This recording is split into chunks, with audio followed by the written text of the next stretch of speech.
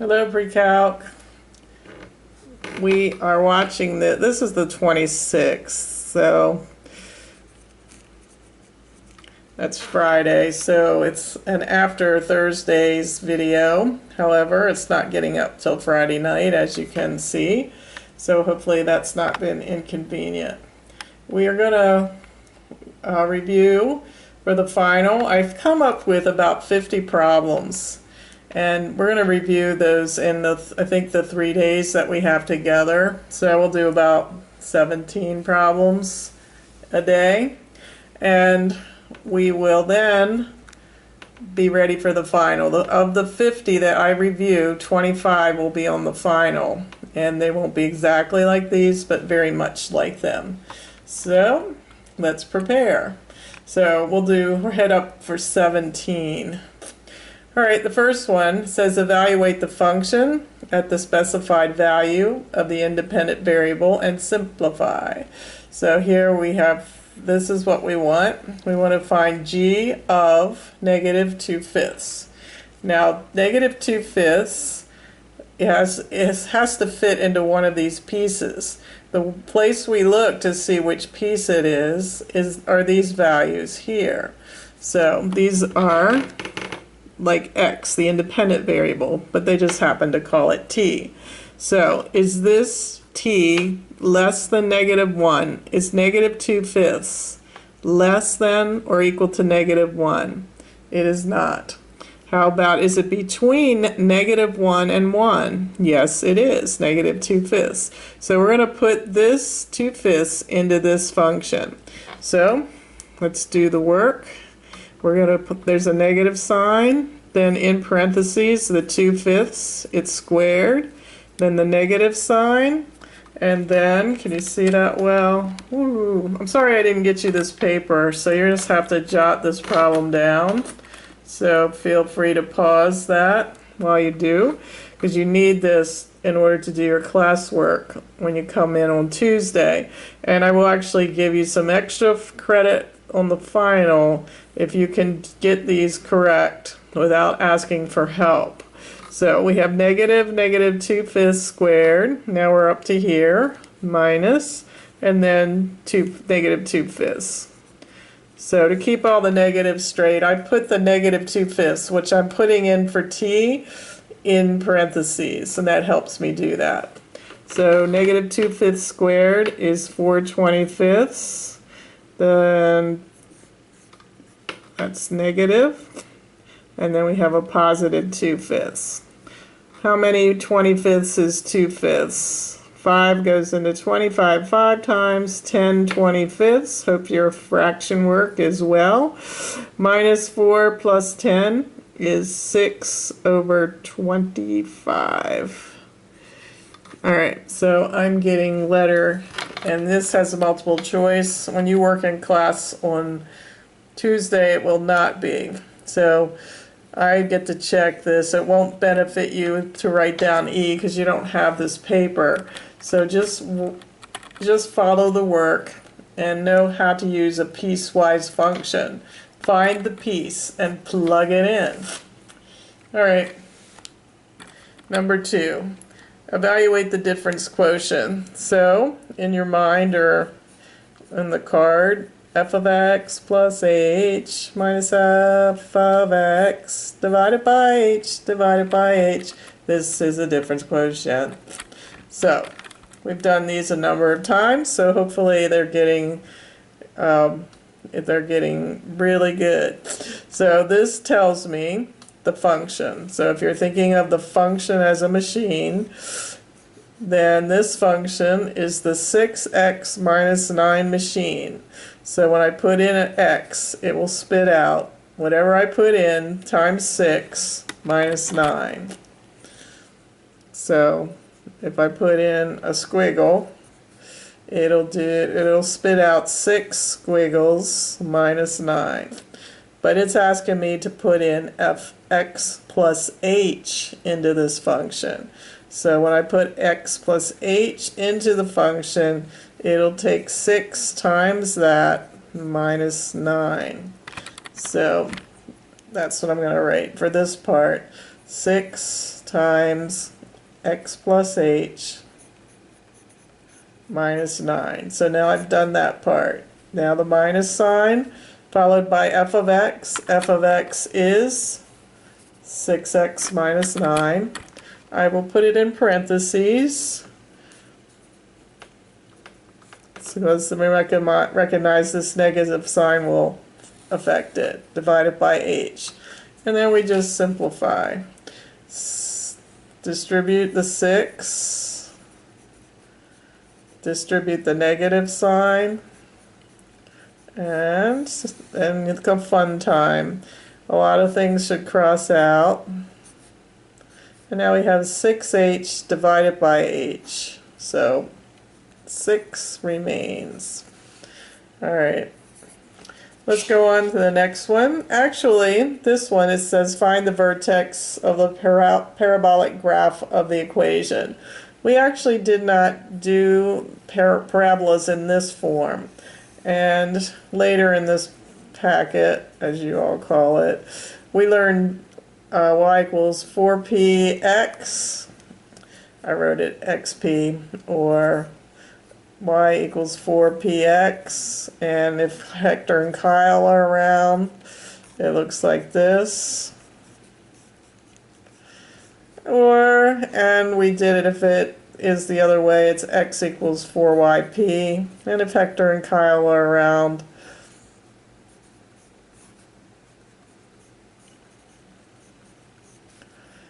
and 4p, so which equals 4py.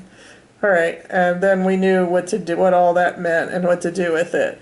This was in another form that we didn't get to. You had it in Algebra 2, so I will not put this kind on the test. Later I'll show you how to do one of these. They are possibilities for the test. The vertex, do you recall? It's the opposite of this and this value. So it's 9, opposite of negative 9, and then this value 2, 9, 2. Just for fun. That will not be required of you. So that was a quick one. On the test, the first part that you'll be given is 6 or 7 no calculator problems. So you'll do those, hand them in, and then you can get your calculator out. So these are the kinds that you'll be graphs to graph. So this is a case 1. Degree of the numerator is 1. The degree of the denominator is 2. When the top is lower than the bottom, it's case 1. And we do a va-ha-ha. This is a weird one in that there is no exponent, there's no value that we can put in for the variable that will cause the bottom to be 0. So therefore, there's no vertical asymptote, which is a little strange, but it does happen. Because this is case 1, it's always the x-axis, y equals 0. So let's do some zeros, x and y. When x is 0, we get 0 over 1. When y is 0, we get 0. So this point is on the graph. Even though it's on the horizontal asymptote, we are allowed to cross or touch it if we're near the origin. So that's how they work. And let's see what else.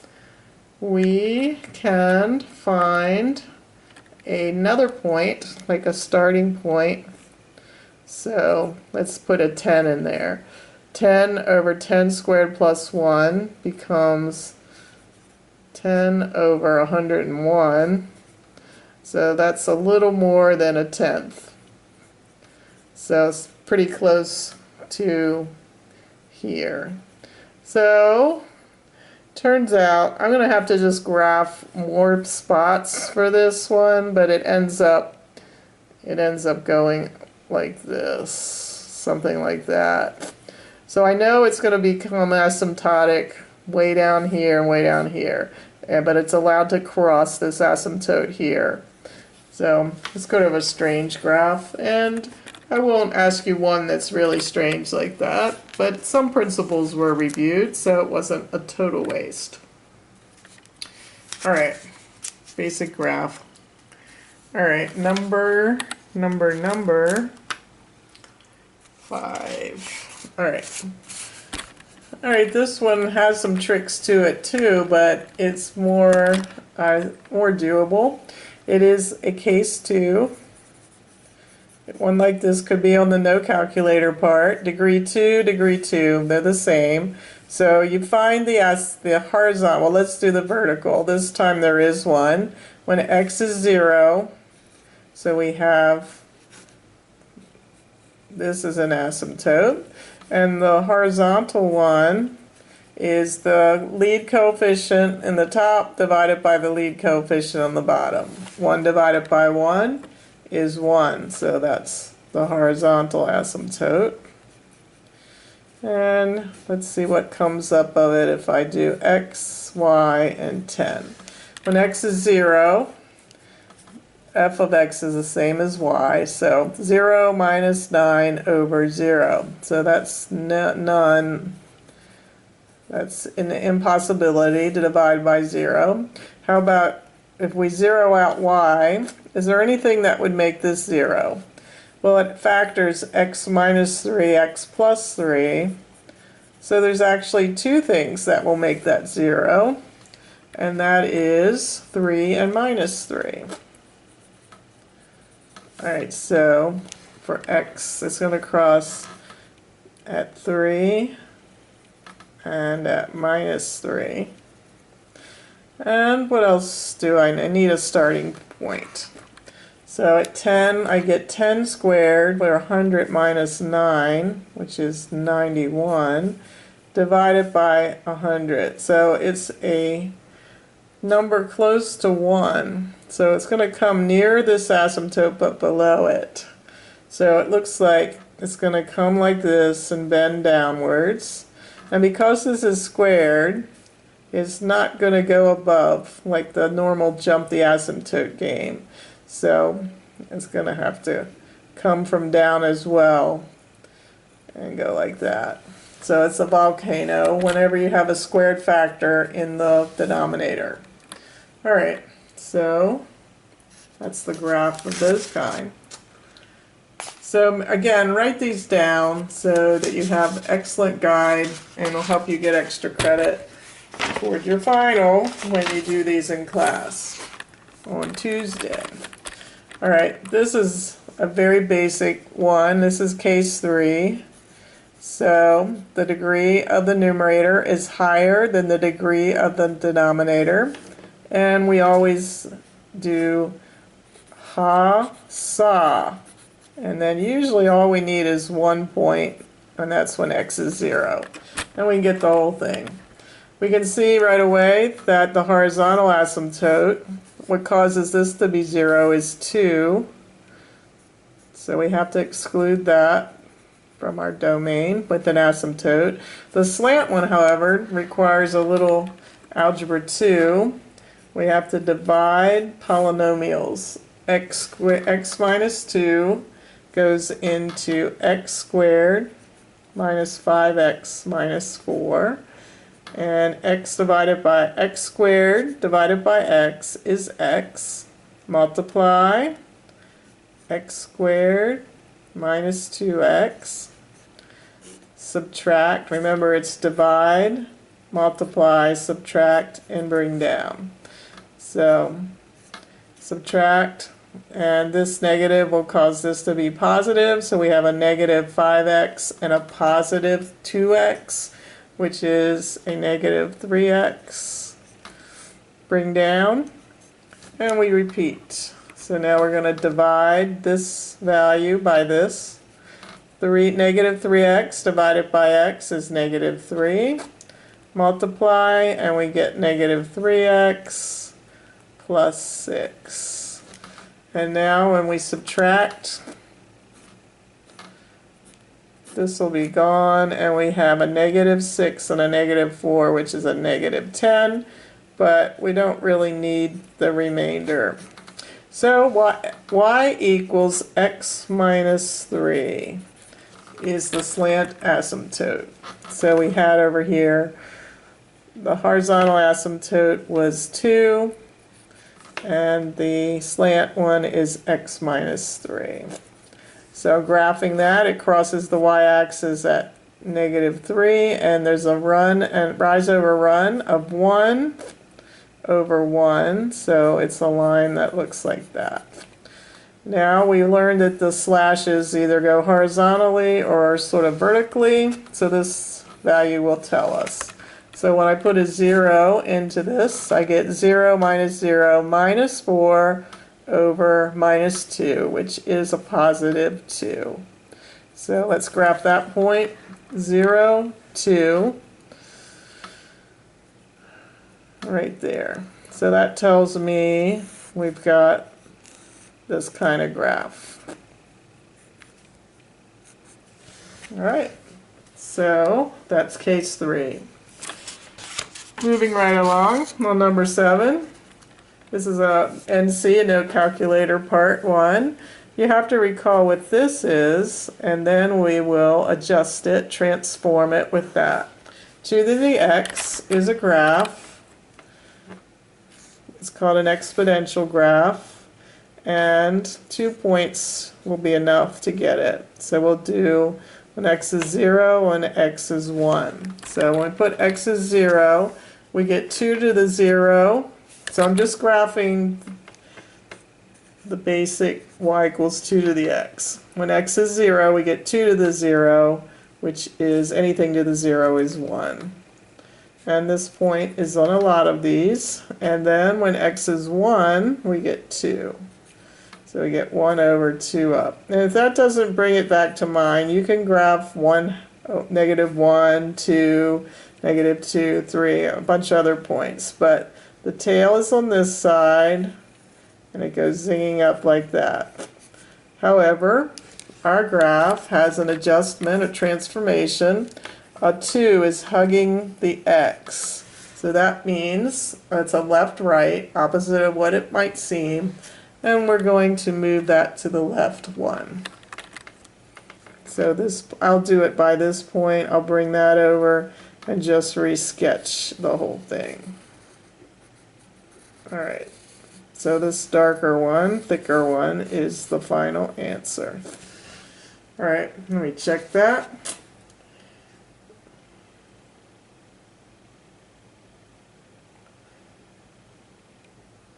Number 7, yeah, that's correct. All right, let's look down this one here. All right. To get credit for this video, you must write these down. This is also an exponential. Above we had the base of 2, but this is base e. So you have to remember e is 2.7 and then a bunch of decimals that never end or repeat. So a little less than 3. So I'm going to start with graphing just y equals e to the x. And only 2 points are needed, 0 and 1. So when x is 0, we get e to the 0, which is 1. And there's that point that is on a lot of these. And when x is 1, y is e, which is about 2.7. So just under the 3 mark is fine. So I'll dot it in this time. Alright, so that's the basic graph, but we have to transform it by first the left and right. So once again, we have a +1, so we're going to move it to the left 1. So this is going to come over here. And then the final graph will be up 2, that's a vertical. So we'll move this up 2. So I'll take this point and move it up 2. And sketch it. Alright, so that is the answer to that one. Alright, moving all right along on number 9. We are asked to graph a log graph, and again it's no calculator. So these are the types that you'll do first, all the graphing without a calculator. So you have to know how to graph a basic log equation. So bringing that back to mind. let's just do that one. When we chart that, I used to use 2 points again, but I have to be wise because a log is an exponent. It's saying what exponent do I give this number to get the number I choose. So I'm going to say x is 1 and 4. So what exponent do I give 4 to get 1? Well, the exponent is 0. So let me graph that. 1, 0. So this is the point that's on a lot of log graphs. And now what exponent do I give 4 to get 4? And that's 1. So I go over 4 and up 1. So therefore, hopefully you'll recall, they tail off here and they go out like that. So that's not the answer because we are asked to have this transform. This minus 2 is hugging the x, it's left right, so we're going to move that to the right 2. So let's take this same function, use that point and move it over 2, and this is the answer right there. Alright, these are basic sketches, but they get me what I want. Alright, let's see what this one is. Write down this one. ln, here, this would be on the no calculator part. So we want the exact answer for this one. Find the exact value of ln of e to the, that's kind of small. I'll just zero in on the problem right there. ln of e to the 2.50 minus ln of the square root of e without a calculator. The reason you can do this without a calculator is this ln is base e. So let me rewrite it with that base written. And I'm going to rewrite the e as e to the 1/2 because that's what the square root can be written with, an exponent of 1/2. So this is saying what exponent do I give e to get e to the 2.5? Hopefully you can follow that. It's 2.5. And over here, what exponent do I give e to get e to the 1/2? Well, it's 1/2 or 0.5. So what's 2.5 minus 0.5? So you see how that is quite doable without a calculator. All right. Solving equations. Now this one you'll need your calculator. In fact, I brought mine, and whenever the unknown is up in the exponent, we have to get it down with a logarithm. And we want to be sensitive about what logarithm to use to make the problem go as well as we can. So we're going to use a base 7 logarithm. So this number will always whisper to you what log to use. And we'll see why that makes sense. Have to use the same base on each side. This is saying what exponent do I give this number to get this expression? So what exponent do I give 7 to get 7 to the x?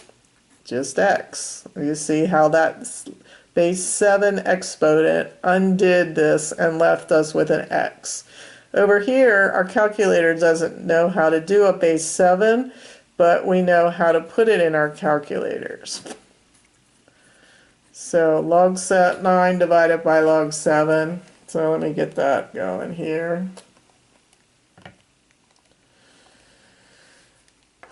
Let's see. Log 9.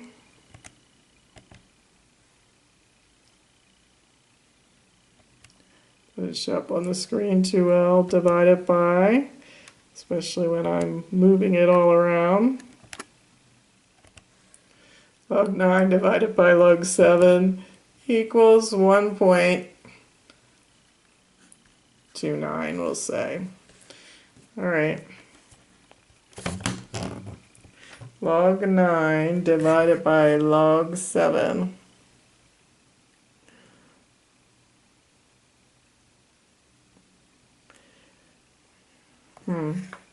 All right, so the correct answer is 0.8556. So how did we get that? We took the base 7 log of this side, got x. Log to the base 7 of 9 is log 9 over log 7. And I got 1.129. 1.129. Okay. I'm not sure why none of these answers agreed with what I got, so I'll have to explain that to you when we get together. The key that I have with this exercise is pointing to that. So you can shoot me an email if you can see what I've done wrong. Log base 7, we'll undo that, and log 9 divided by log 7. Okay, you can also use LNs, but those should give us the same answer. Alright, we're going with my answer for now, and I'll ponder that. Alright, on this next one, we're going to actually solve a logarithmic equation, or use a logarithmic, no, we're going to use an exponential equation. Let's see. Alright, jot down the main points. The population, P, of a culture of bacteria is described by this equation. So you could just write down this equation. And that's a little t there in the exponent, where t is the time in hours relative to the time at which the population was 1500. What was the population at time equals 6? So looking at this equation, okay, if you're not getting seasick, what will we do with the 6? The 6 is a time, so we'll put it in for t. So all you have to do to figure out that is go 1500 e on your calculator raised to the 0.052 times 6. So when you do that, alright, the key that I'm working with, which I hope is accurate, is coming out with 2049. So part A. So 2049 by putting in t in the exponent there. Now part B is the more challenging part. How many hours, after how many hours will the population reach 10,000? Round to the nearest tenth of an hour. Okay, so let's put this together. So I'll rewrite the equation. P equals 1500 e to the 0.052 t. So this time we are going to put 10,000 for population and solve this equation. This is an exponential equation, not a log equation. We will use logs, but we're solving for t. So we have to get it down. Before I can use logs, I'm going to have to get rid of the 1500. So we're going to divide both sides by 1500. 10,000 divided by 1500. Let me see if I can get that.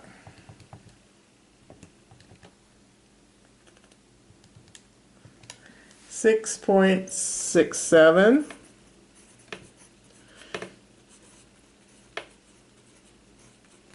Alright, so now we're going to use the principle that we saw up here, and we're going to use a logarithm that will bring that down. Which log should we use? Well, I see this is what's whispering you, so that's an ln. So I'm going to take the ln of this side and the ln of that side. ln is base e. So on my calculator, I'm hitting ln of 6.67, and I am getting 1.90. Over here, this is ln of base e. So what exponent do I give e to get e to the 0.052t? 0.052t. So that ln brought that exponent down where I can use it. Now I divide both sides by 0.052.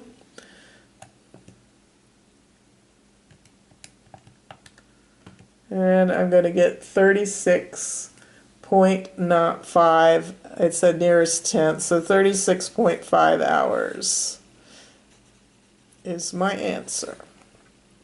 All right, exponential equations. All right, 14. I said we'd do 17, so the end is in sight. All right, this one should be familiar. Rewriting 140 degrees. I think we reviewed that when we were working with Alex. So we have 140 degrees, and you're going to multiply it by a form of 1, and that is 180 degrees is how many radians? Pi radians. So the degrees cancel. So we end up with 140 over 180 pi radians. So we don't usually write the word radians. It's understood. We have to reduce that. The zeros can cancel. And this divided by 2, 14 divided by 2 is 7. 18 divided by 2 is 9. So I got 7/9 pi.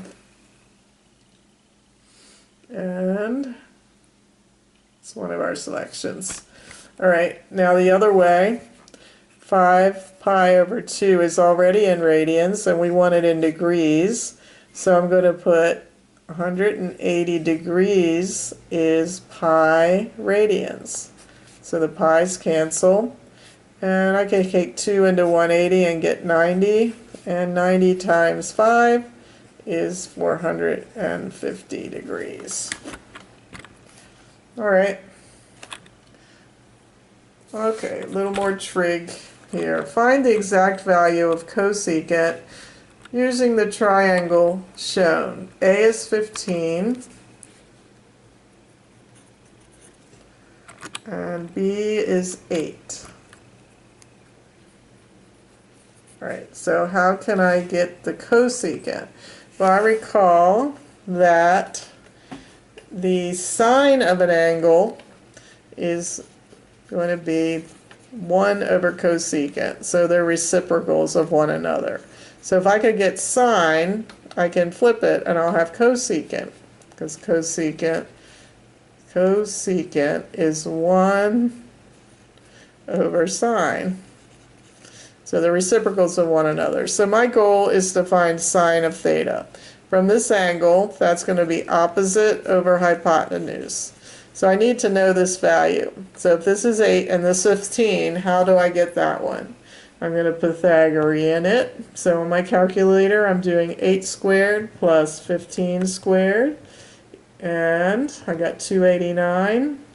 And the square root of that is 17. So it came out nice. So now I can get the sine. Opposite over hypotenuse is 8 over 17. So the reciprocal of that, 17 over 8, is going to be the cosecant. Can't write. All right, so let's see if that's one of our answers. Yep, and it's correct. One more for tonight. All right. Given that the sine is of 30 is 1/2 and the cosine of 30 is square root of 3 over 2, determine the cosecant of 30. So this is very closely related because we know that these two are reciprocals of one another. All we have to do is turn this on its head. So 1 over 2 becomes 2 over 1. So it was the selection B here. All right, so the answer is 2. That's it for tonight. I hope that these concepts are coming back to you in a way that is helpful.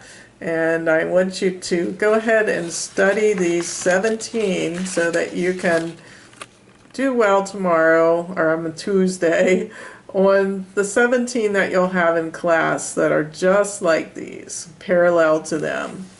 And I want you to do well and study the 17 so that you can.